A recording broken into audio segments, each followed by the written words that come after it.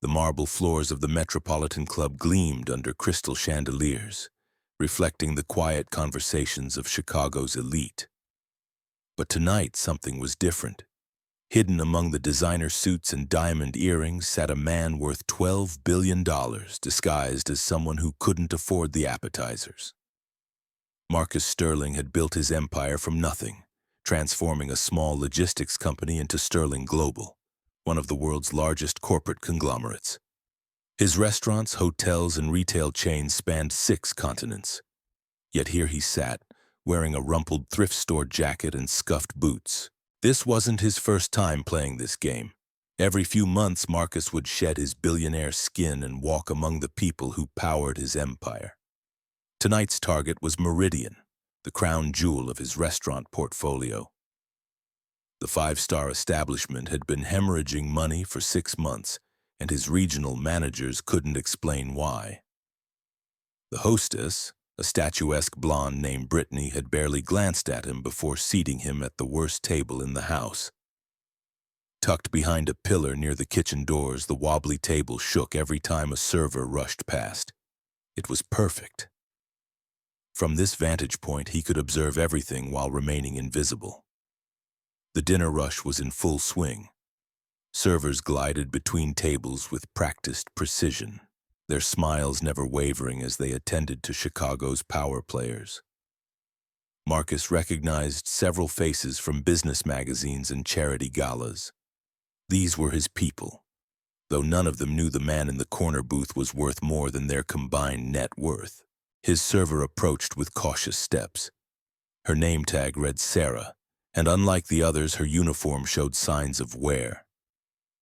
The black dress had been pressed but couldn't hide the small snag near the hem. Her shoes, regulation black flats, were polished but clearly walked too many miles. "Good evening, sir. Welcome to Meridian. Can I start you with something to drink?" Her voice was professional, but Marcus caught the slight tremor of nervousness. She was young, maybe 23, with kind eyes that held a weariness beyond her years. When he ordered the house wine, a modest choice that cost $60 a glass, she didn't flinch or suggest something more expensive. She simply nodded and promised to return shortly. As Sarah walked away, Marcus noticed her slight limp. Nothing dramatic, just a barely perceptible favoring of her left foot. The detail filed itself away in his mind alongside dozens of other observations. He hadn't built an empire by missing the small things that revealed larger truths. The wine arrived precisely timed, poured with steady hands despite that earlier tremor. Sarah's service was flawless, attentive without being intrusive. She anticipated his needs, refilling his water glass before he asked, bringing extra bread without prompting. Yet something in her demeanor suggested she was fighting an internal battle. 20 minutes into his meal, the answer revealed itself. Bradley Hutchinson, the restaurant's general manager, emerged from the back office like a shark sensing blood in the water. Marcus had never met the man personally, but his reputation preceded him. Hutchinson was efficient, profitable, and ruthlessly ambitious. He was also, according to tonight's observations, a predator. Hutchinson's gaze swept the dining room before landing on a server near the bar. The young man, barely out of college, was struggling with a complicated wine order. His hands shook as he tried to open a bottle of vintage Bordeaux, the corkscrew slipping twice before finding purchase. From his hidden position, Marcus watched Hutchinson approach with the fluid grace of a man who enjoyed wielding power over those who couldn't fight back. The conversation was brief, but brutal. Even from across the room, Marcus could see the server's face crumble as Hutchinson's words hit their mark. That's when Sarah moved. She had been clearing a nearby table when she witnessed the exchange. The professional mask she wore so carefully never slipped, but Marcus saw her jaw tighten, her movements become more deliberate. She finished her task and walked directly toward the trembling server. "Excuse me, Mr. Hutchinson. I couldn't help but notice David having trouble with the wine service. Would you mind if I showed him the technique Chef Laurent taught me last week? I think it might help."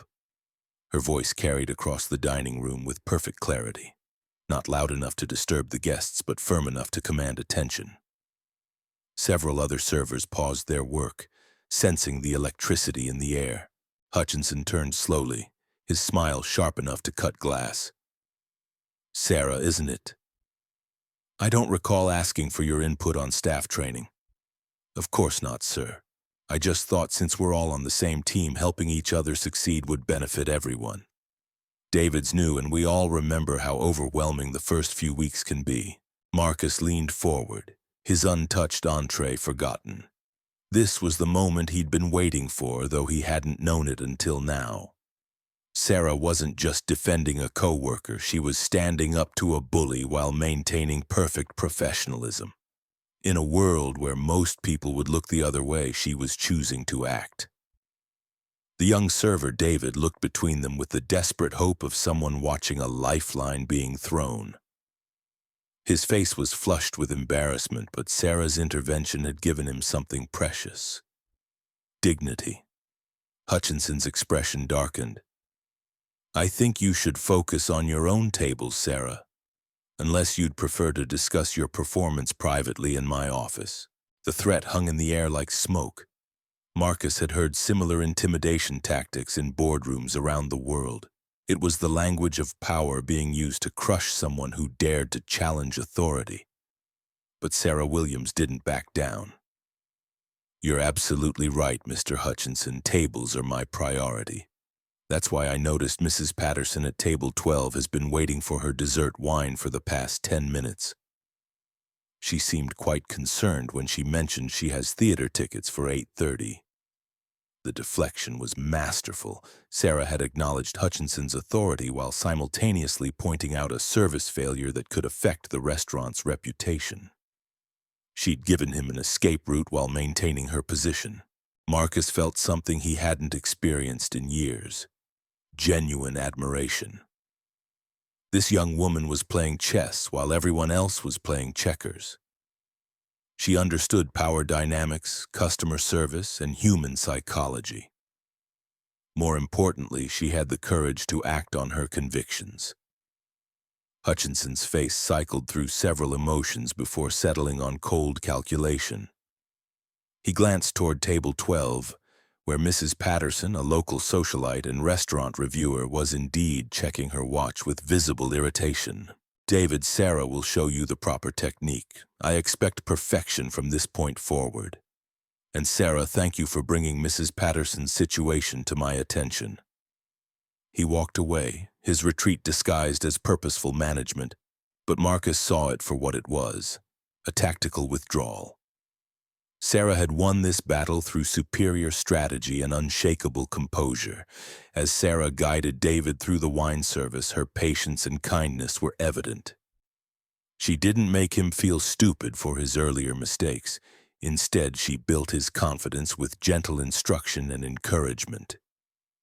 Within minutes, David was opening bottles with newfound skill. Marcus signaled for his check, his mind racing. He'd come here looking for operational problems and found something far more valuable: authentic leadership. Sarah possessed qualities that couldn't be taught in business school or acquired through expensive consulting. She had emotional intelligence, moral courage, and the rare ability to inspire others while navigating complex power structures. When Sarah returned with his bill, Marcus made a decision that would change both their lives forever. He pulled out a business card, plain white with only his name and a private phone number. Sliding it under his coffee cup, he left cash for the meal plus a tip that would cover Sarah's rent for 2 months. As he stood to leave, their eyes met for a brief moment. Sarah's expression shifted from professional courtesy to confusion as she registered the amount of money on the table. But it was the business card that would truly puzzle her. Marcus Sterling walked out of Meridian knowing he'd found what he hadn't known he was looking for. Sarah had no idea that her act of courage had been witnessed by someone with the power to reshape her entire future. She also had no idea that her compassion for a struggling coworker had just set in motion events that would transform not just her life, but the lives of everyone she worked with. The game was about to change, and Sarah held all the cards without even knowing she was playing. The next morning arrived with the weight of possibility and the sting of reality. Sarah woke in her studio apartment to the sound of her neighbor's crying baby and the distant hum of Chicago traffic. The events of the previous night felt like a dream, especially the impossible tip that now sat on her nightstand like a small fortune. $2,000 in cash. She'd counted it 3 times before finally allowing herself to believe it was real. But it was the business card that had kept her awake until dawn. Marcus Sterling. The name meant nothing to her, yet something about the simple white card suggested importance beyond its modest appearance. She dressed quickly in her backup uniform, the one without the snag, and caught the early train to work. The Metropolitan Club's morning shift was quieter, populated by business breakfasts and the occasional tourist brave enough to venture into Chicago's most exclusive dining establishment. David was already there, polishing glassware with renewed confidence. When he saw Sarah, his face lit up with genuine gratitude. "Sarah, I can't thank you enough for last night. I thought for sure I was going to get fired. You did great once you found your rhythm. That's all any of us need sometimes, a little support when we're figuring things out." Their conversation was interrupted by the arrival of Bradley Hutchinson, whose mood seemed particularly dark this Tuesday morning. He surveyed the dining room with the calculating gaze of a general inspecting his troops, his attention eventually settling on Sarah. "Williams. My office. Now." The walk to Hutchinson's office felt like a death march. Sarah had experienced his private conferences before, sessions that left servers questioning their competence and counting their remaining chances. The office itself was a shrine to corporate efficiency, decorated with awards and photos of Hutchinson schmoozing with local celebrities. "Close the door and sit down." Sarah remained standing. "I prefer to stand, thank you." It wasn't defiance, merely a subtle assertion of personal boundary. But Hutchinson's eyes narrowed as he recognized the power dynamic at play. "Your performance last night was unacceptable. You overstepped your authority, interfered with my management decisions, and created a spectacle in front of our guests." Sarah's response was measured, her voice steady despite the adrenaline coursing through her veins. "I helped a co-worker provide better service to our guests. I thought that was part of our job. Your job is to serve tables and follow instructions, not to play supervisor or make me look incompetent in front of the staff." The accusation hung between them like a blade. Sarah understood now that this wasn't about David or wine service or proper protocol. This was about humiliation and the restoration of hierarchy. Hutchinson had been challenged publicly, however politely, and someone had to pay. "I apologize if my actions seemed inappropriate.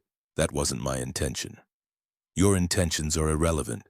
What matters are results and respect for the chain of command. I'm writing you up for insubordination. One more incident like this and you're finished here." He slid a disciplinary form across his desk, the boxes already filled in with clinical precision. Sarah read through the document, noting how her act of kindness had been transformed into corporate misconduct through the alchemy of administrative language. As she signed the form, Sarah felt something crystallize inside her. The fear that had governed so many of her interactions with management began to transmute into something harder and more resolute. She was tired of a system that punished compassion and rewarded cruelty. "Is there anything else, Mr. Hutchinson?" "Watch yourself, Williams. I'll be keeping a very close eye on your performance." She left the office with her head high, but her hands shook as she tied her apron.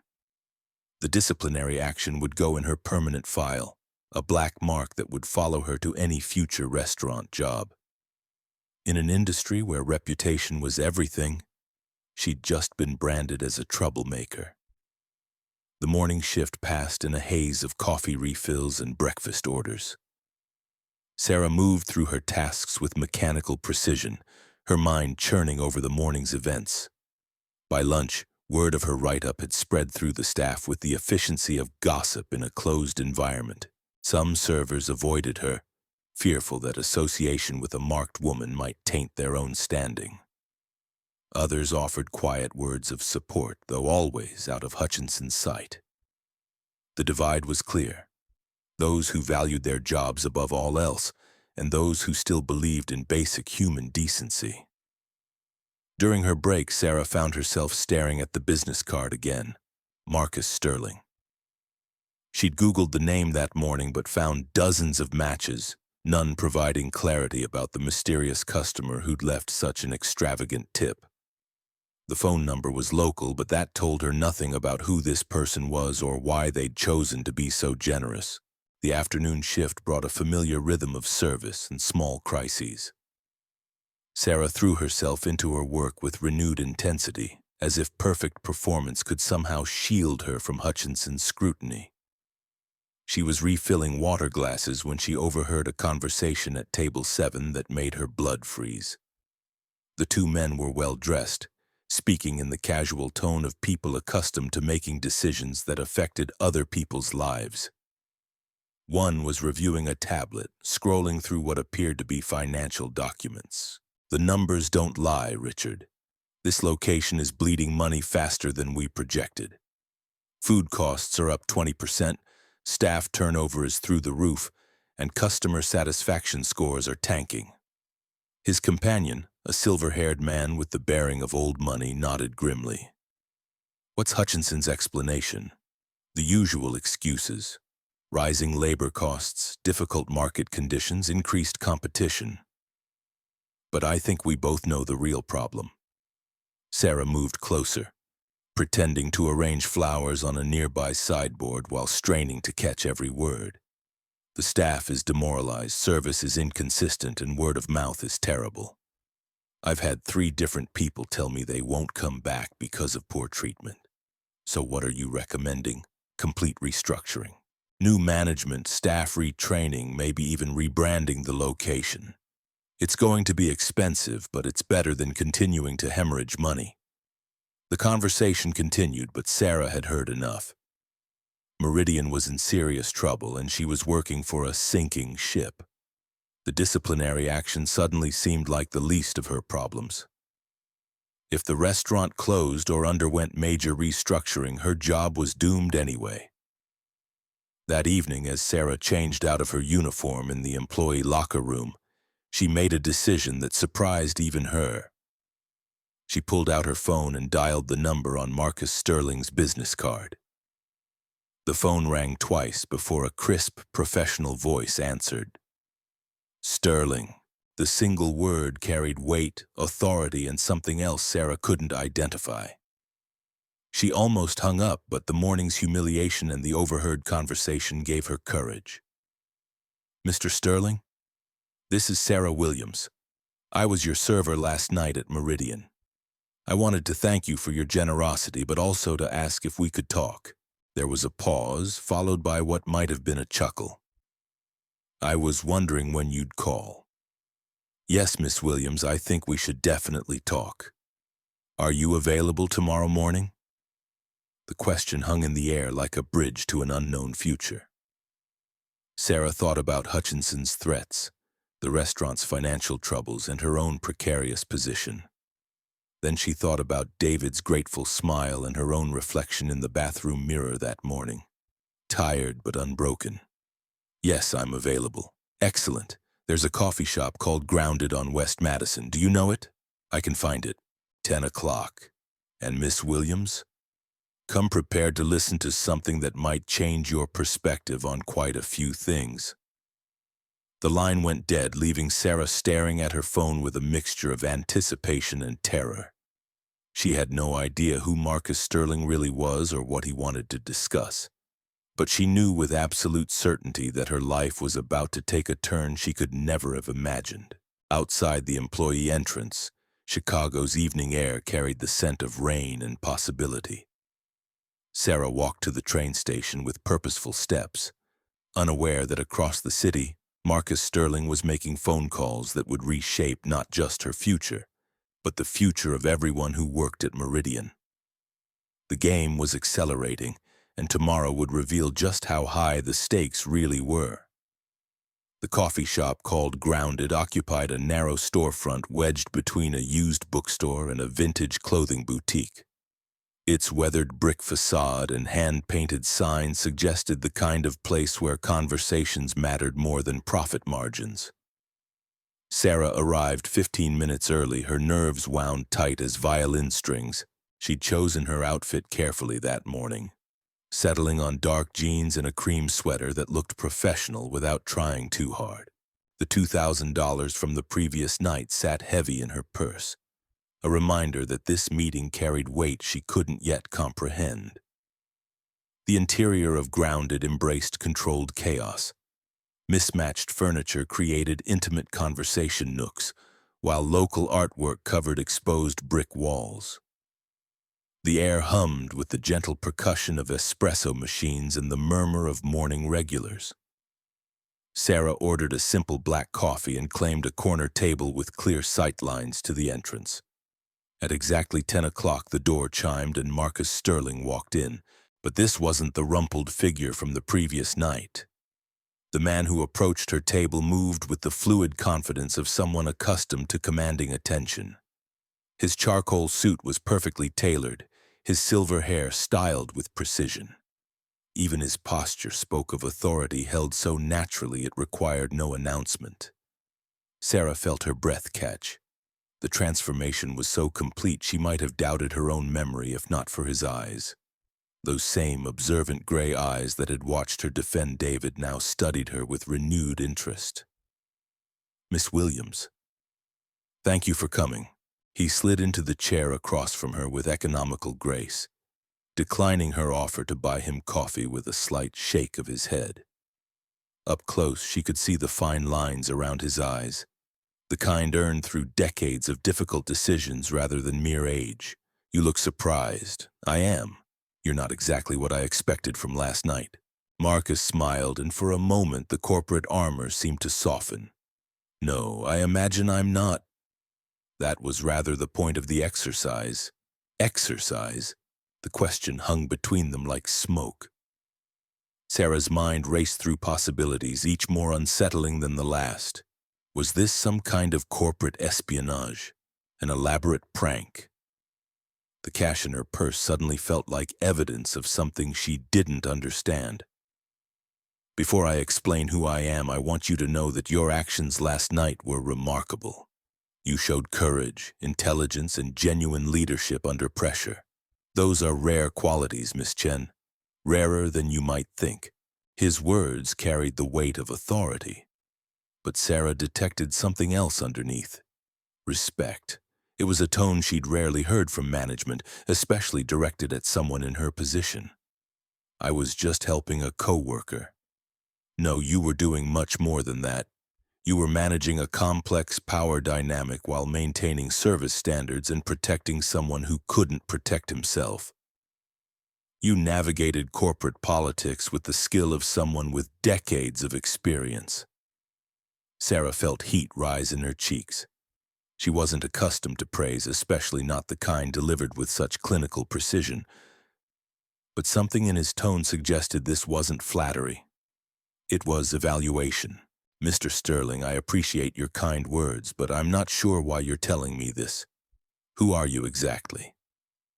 Marcus leaned back in his chair, his gaze never leaving her face. The moment stretched between them, pregnant with possibility and danger. "I'm the owner of Sterling Global. Meridian is one of my properties." The words hit Sarah like cold water. The mysterious customer who'd witnessed her confrontation with Hutchinson wasn't just some wealthy diner. He was the man who ultimately controlled her livelihood, her future, her very ability to survive in this city. "You're my boss?" "Several levels removed, but yes.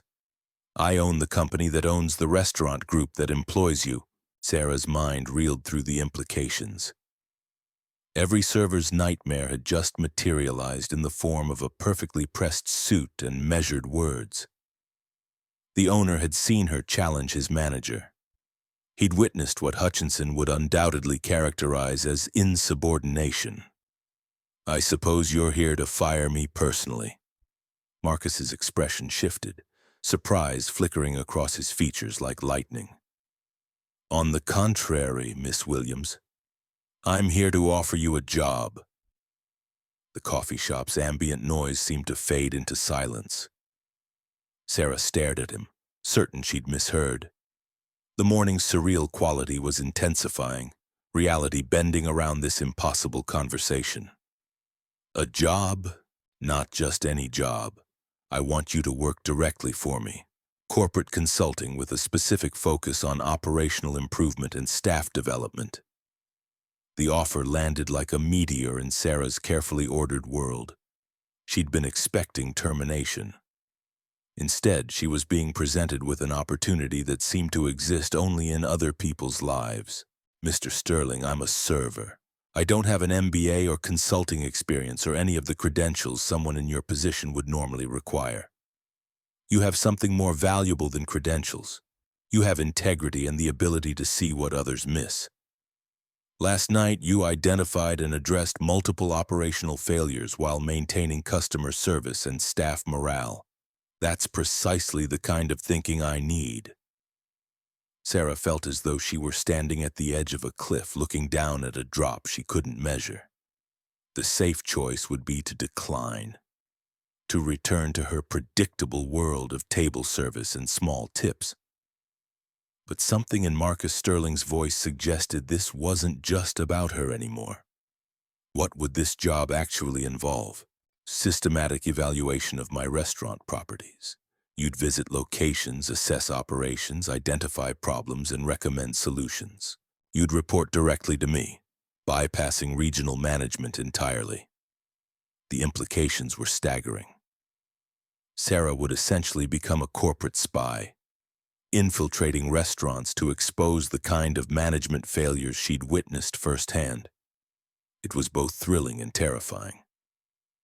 What about Hutchinson? He wrote me up this morning for what happened last night. Marcus's expression hardened, the executive mask sliding back into place. Tell me exactly what happened. Sarah recounted the morning's confrontation, watching Marcus's face grow progressively darker as she described the disciplinary action. When she finished, the silence stretched uncomfortably long. Mr. Hutchinson's employment with Sterling Global will be terminated by the end of the week. His replacement will be someone who understands that protecting staff morale is essential to operational success. The casual declaration of Hutchinson's professional execution sent chills down Sarah's spine. This man wielded power with the precision of a surgeon, excising problems with clinical efficiency. You're going to fire him because of what he did to me?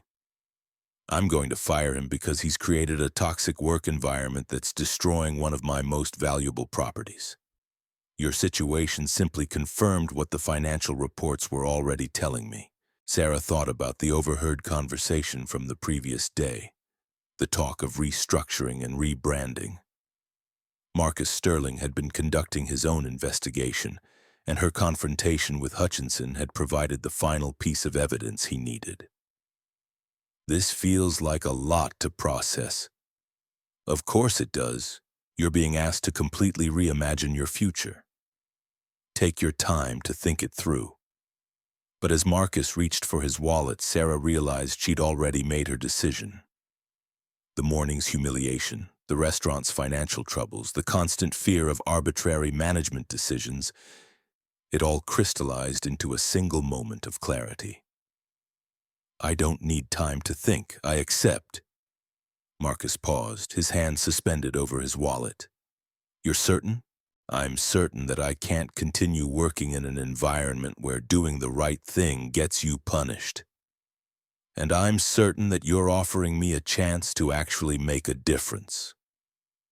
The smile that crossed Marcus Sterling's face was genuine, transforming his features from corporate authority to something almost paternal.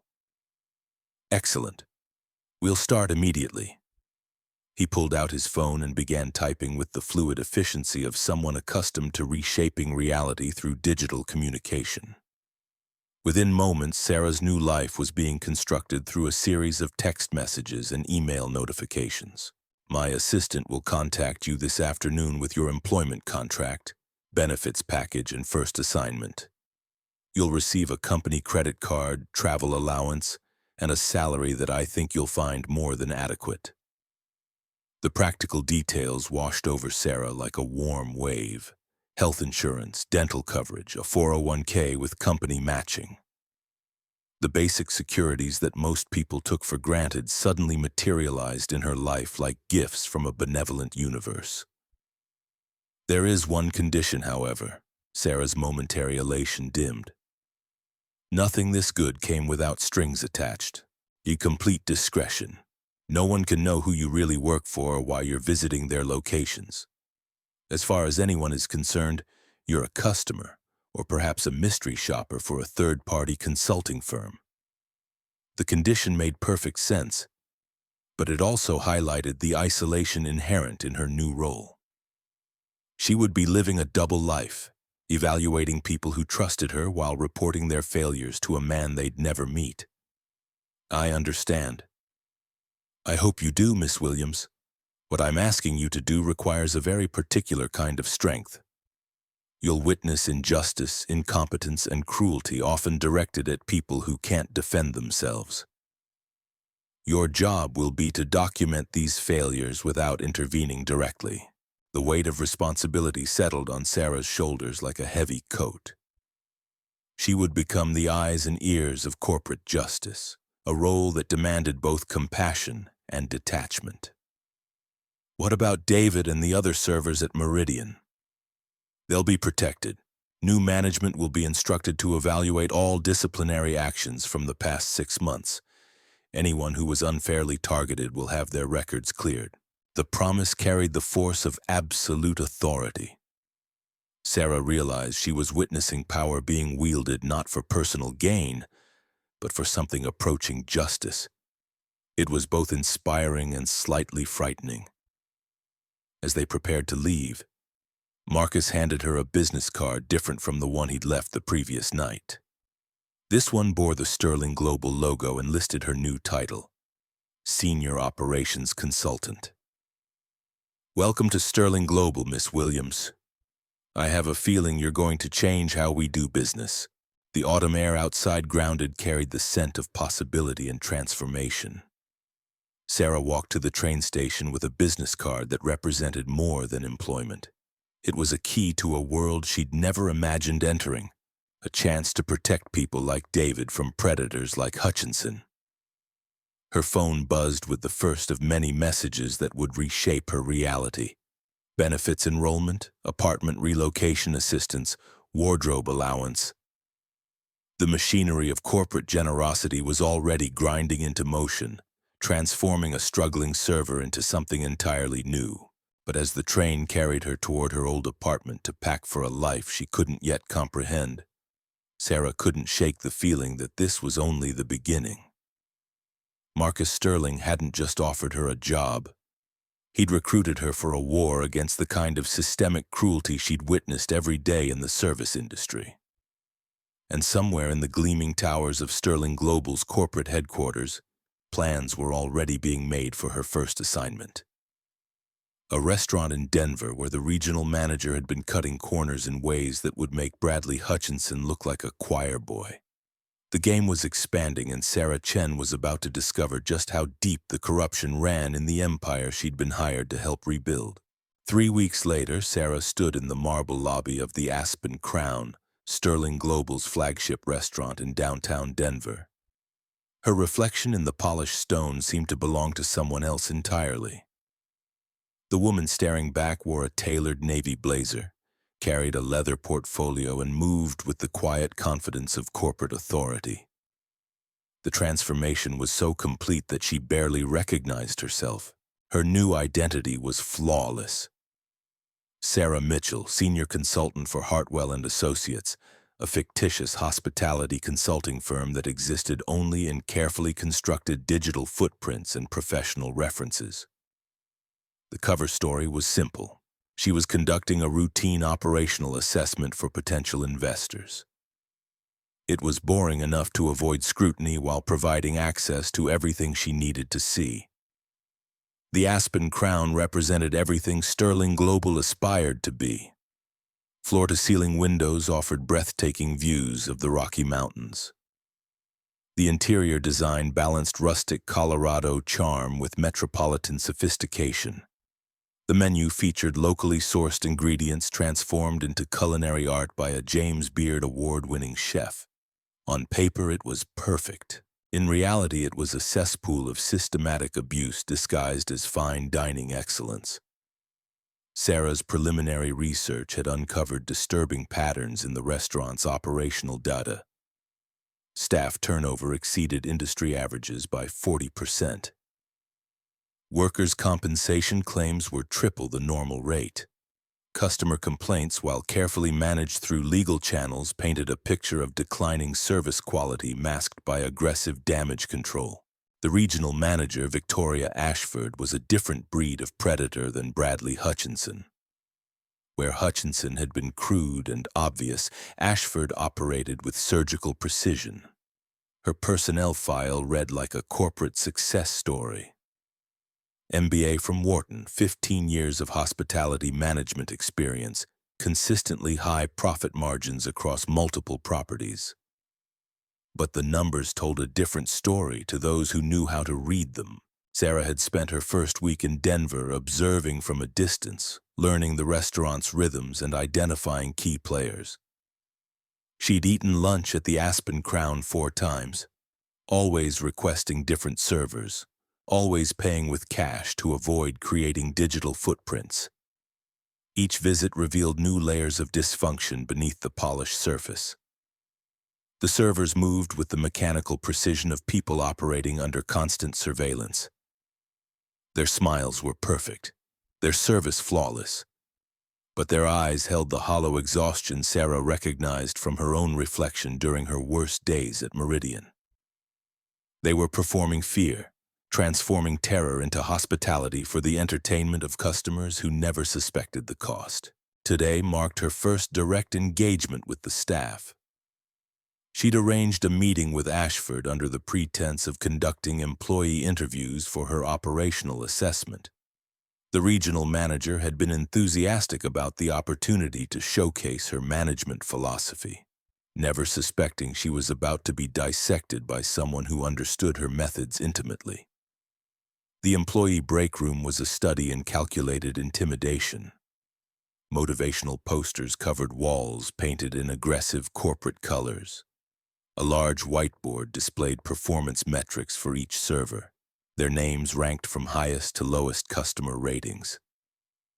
At the bottom of the list, written in red marker, were the words "improvement required" followed by 3 names.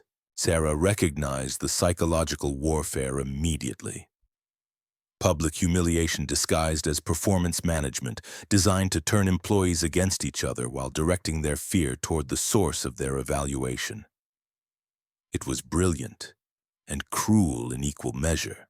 The first interview was with Marcus Rodriguez, a server whose name occupied the middle of the performance board.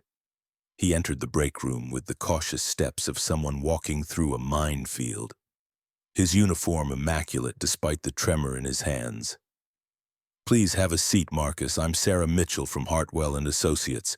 I'd like to ask you a few questions about your experience working here." Marcus perched on the edge of his chair like a bird ready for flight. His responses to her questions were carefully neutral, each word weighed and measured for potential consequences. When she asked about management support, his pause stretched uncomfortably long. "Ms. Ashford is very thorough in her expectations. She maintains high standards for customer service and operational efficiency." The diplomatic language couldn't mask the fear underneath. Sarah had heard similar careful phrasing from political prisoners describing their captors. It was the vocabulary of survival in hostile territory. "Can you tell me about the performance evaluation system?" Another pause, longer this time. Marcus glanced toward the door as if expecting surveillance equipment to materialize from the walls. "We receive regular feedback on our customer interactions. The system helps identify areas for improvement and recognize excellence." The corporate speak was flawless, but his body language screamed distress. Sarah made a mental note to investigate the evaluation system more thoroughly. In her experience, the most dangerous management practices were often hidden behind the most benign language. The second interview revealed more cracks in the facade. Jessica Williams, no relation despite the shared surname, was one of the 3 names at the bottom of the performance board. She entered the break room with the defeated posture of someone who'd already accepted their fate. Unlike Marcus, Jessica's fear had evolved into something harder and more desperate. When Sarah asked about workplace satisfaction, the young woman's composure finally cracked. "I've been here 8 months. I've never received a single positive evaluation, no matter how hard I work or how many compliments I get from customers. According to Ms. Ashford, I'm consistently failing to meet basic service standards." Her voice carried the bewildered pain of someone trapped in a system designed to ensure their failure. Sarah recognized the signs of systematic psychological abuse, the kind that destroyed confidence while maintaining plausible deniability. "Have you considered looking for employment elsewhere?" Jessica's laugh was bitter and hollow. "Ms. Ashford handles all reference requests personally. She's made it very clear that my employment record here will follow me anywhere I try to go." The threat was elegant in its simplicity. Ashford had created a prison without walls, trapping employees through the systematic destruction of their professional reputations. It was economic hostage-taking disguised as performance management. The third interview changed everything. Thomas Wright had worked at the Aspen Crown for 2 years, long enough to witness the evolution of Ashford's methods. Unlike the others, he entered the break room with the resigned dignity of someone who'd already decided to risk everything. "Ms. Mitchell, I need to tell you something, and I don't care what happens to me afterward." His words carried the weight of absolute conviction. Sarah felt her pulse quicken, recognizing the moment when pretense dissolved and truth emerged. 3 months ago, one of our servers, Amanda Phillips, was hospitalized with a panic attack during her shift. She'd been working double shifts for 6 weeks straight because Ms. Ashford kept scheduling people and then sending them home early to save on labor costs. Sarah's pen moved across her notepad with clinical precision, documenting each detail while her mind processed the implications. When Amanda came back from medical leave, Ms. Ashford accused her of faking the incident to avoid work. She changed Amanda's schedule to all split shifts, making it impossible for her to maintain her second job. Amanda quit 2 weeks later. The story continued, each detail adding weight to a pattern of systematic cruelty. Ashford's methods were more sophisticated than Hutchinson's crude intimidation, but the results were identical. Broken people discarded like defective machinery. "Why are you telling me this, Thomas?" "Because someone needs to know. Because Amanda was a good person who didn't deserve what happened to her. And because if I don't say something now, I might not get another chance." His honesty was devastating in its simplicity. Sarah realized she was witnessing the same courage she'd displayed at Meridian, the willingness to risk everything for the sake of basic human decency.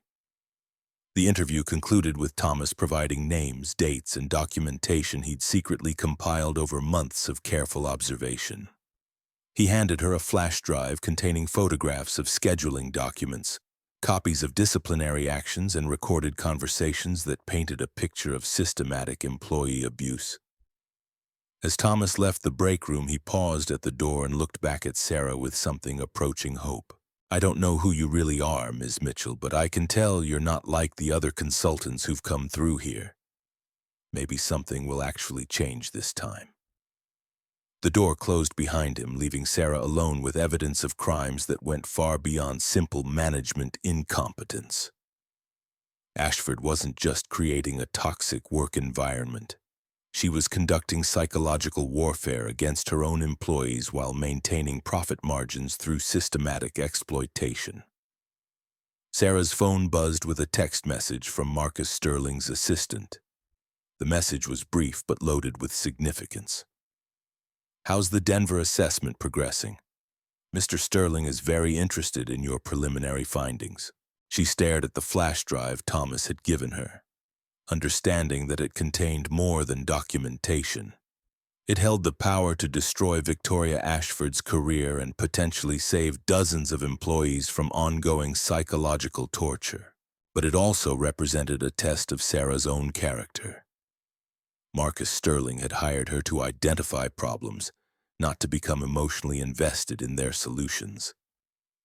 The professional thing would be to compile her report, submit her recommendations, and move on to the next assignment. The human thing would be to ensure that Thomas Wright's courage wasn't wasted and that Amanda Phillips's suffering had meaning. As Sarah gathered her materials and prepared to leave the Aspen Crown, she made a decision that would define her relationship with Sterling Global forever. She wasn't just going to document Victoria Ashford's crimes. She was going to ensure that justice was served with the same systematic precision Ashford had used to destroy her employees. The war against corporate cruelty was about to claim its second casualty, and Sarah Williams was rapidly becoming someone who didn't just identify problems. She was becoming someone who solved them permanently. The game was evolving, and the stakes were getting higher with each revelation. Tomorrow would bring new challenges, but tonight belonged to planning the downfall of someone who had mistaken power for permission to destroy other people's lives. The elevator to Sterling Global's executive floor moved with whispered efficiency, carrying Sarah toward a confrontation that would reshape the landscape of corporate accountability. The flash drive Thomas Wright had given her felt like a weapon in her briefcase, loaded with the ammunition needed to destroy Victoria Ashford's carefully constructed empire of cruelty. Marcus Sterling's corner office occupied an entire floor, its floor-to-ceiling windows offering a panoramic view of Chicago's skyline. The space was designed to intimidate, every detail calculated to remind visitors of the vast power differential between themselves and the man behind the massive mahogany desk. But Sarah no longer felt intimidated. 3 weeks of corporate consulting had transformed her from a frightened server into something harder and more focused. She understood power now, not as something to fear, but as a tool to be wielded with precision. Marcus looked up from his computer as she entered, his expression unreadable. The preliminary reports from Denver had been concerning enough to warrant this emergency meeting, but Sarah suspected he wasn't prepared for the full scope of what she'd uncovered. "Miss Williams, please sit down. I understand you have significant findings from the Aspen Crown." Sarah placed her briefcase on the polished conference table and extracted the flash drive along with a thick folder of printed documentation. The evidence represented weeks of careful investigation, each piece meticulously verified and cross-referenced. "Mr. Sterling, what I found in Denver goes beyond operational inefficiency. Victoria Ashford has created a systematic program of employee abuse that violates multiple labor laws while maintaining plausible deniability through corporate policy manipulation." She opened the folder and began laying out photographs, scheduling documents, and transcribed conversations with methodical precision. Each piece of evidence built upon the last, creating an undeniable picture of calculated cruelty disguised as performance management. Marcus studied the documents with the focused intensity of a prosecutor reviewing a capital case.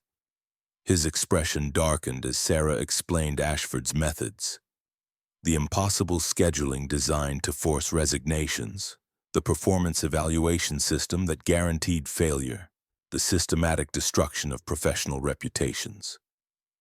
"This is Amanda Phillips," Sarah said, sliding a photograph across the desk. 23 years old, single mother, hospitalized for panic attacks after being forced to work 80-hour weeks. Ashford accused her of malingering and destroyed her schedule until she was forced to quit. The photograph showed a young woman with kind eyes and a weary smile, someone who could have been Sarah's sister or friend. The human cost of Ashford's methods was written across her face in stress lines and exhausted hope. And this is the documentation Thomas Wright compiled over 6 months of secret observation. He risked his job to gather this evidence because he couldn't stand watching his co-workers being systematically destroyed. Sarah inserted the flash drive into Marcus's computer, displaying audio files that captured Ashford's voice delivering threats disguised as professional guidance. The regional manager's tone was calm and measured, making her words even more chilling. You understand that your performance reflects not just on yourself, but on the entire Sterling Global brand. Failure to meet our standards isn't just disappointing, it's a betrayal of the trust our customers place in us. The recording continued with Ashford explaining how negative references would follow substandard employees to future positions, effectively blacklisting them from the hospitality industry. It was psychological warfare conducted in corporate conference rooms. Marcus's jaw tightened as he listened to his company's name being weaponized against vulnerable employees. Sarah watched his transformation from CEO to something more primal, the protective instincts of someone whose family had been threatened. How extensive is this pattern? Sarah had anticipated the question and prepared accordingly. She'd spent the previous week analyzing data from Ashford's other properties, identifying similar patterns of abuse across multiple locations. 6 restaurants under her management show identical patterns: high turnover, excessive workers' compensation claims, and performance evaluation scores that consistently fail to correlate with customer feedback. She's created a system that generates short-term profits through employee exploitation while destroying long-term sustainability. Sarah's transformation from a struggling waitress to a corporate justice warrior proves that extraordinary courage often comes in ordinary packages. Her simple act of defending a coworker didn't just save David's job, it exposed a web of systematic abuse that had destroyed countless lives across Marcus Sterling's empire. The ripple effects of that single moment of compassion spread far beyond the walls of Meridian. Victoria Ashford's termination sent shockwaves through Sterling Global's management structure, serving notice that cruelty disguised as efficiency would no longer be tolerated. The employees she had terrorized found their voices, their confidence, and their dignity restored through Sarah's relentless pursuit of justice. Thomas Wright was promoted to assistant manager at the Aspen Crown, his courage in preserving evidence rewarded with the opportunity to change the toxic culture he had helped expose. Amanda Phillips received a personal apology from Marcus Sterling and a settlement that allowed her to pursue her education while caring for her child. But perhaps the most profound change was in Sarah herself. The frightened server who once accepted abuse as the price of employment had become something far more powerful. A guardian of workplace dignity, armed with corporate authority and an unshakable moral compass. This story reminds us that heroism rarely announces itself with fanfare. Sometimes it whispers across a dining room in defense of someone who cannot defend themselves. Sometimes it emerges from the decision to risk everything for a stranger's dignity. And sometimes it transforms both the hero and everyone they touch, proving that the most ordinary acts of courage can reshape entire empires. What started as a billionaire's test of human nature became something far greater, a testament to the truth that integrity, once recognized and empowered, becomes an unstoppable force for justice.